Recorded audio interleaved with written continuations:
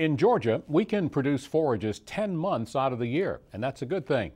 Monitor's Rick Treptow says the production of alternative feeds for beef and dairy cows can give the animals a palatable source of food, and farmers can also benefit from conserving the land. When cattle like these are allowed to graze on pastures growing alternative feeds like this arrowleaf clover, there are many advantages for the producer.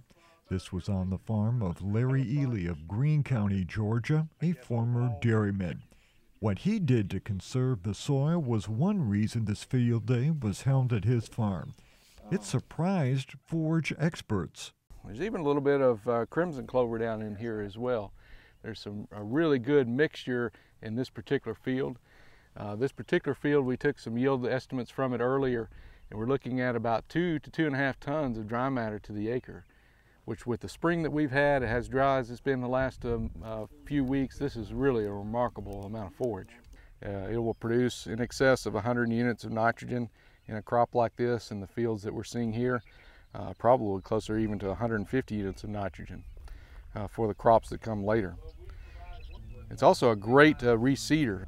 Morgan County Extension Agent Bobby Smith has seen paddocks and alternative forages used on dairy farms. Most of the 20 dairies in the county are smaller operations. If everybody was trying to do grazing dairies, we couldn't produce enough milk, but I think there's an area, and because we live in Georgia and we can produce forages 10 months out of the year, there's a great opportunity for this type of dairy. Smith says the days of dairy production being one of the top commodities in Georgia are over. Morgan, Putnam, and Greene counties are still the hub.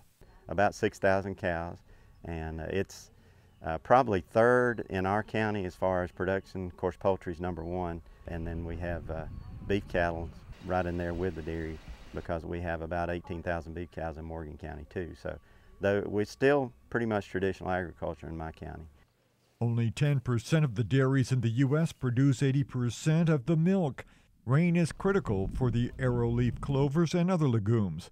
Morgan County needs to use well water for the little irrigation they can do, but yields of 2 tons per acre are possible. I'm Rick Treptow for the Georgia Farm Monitor.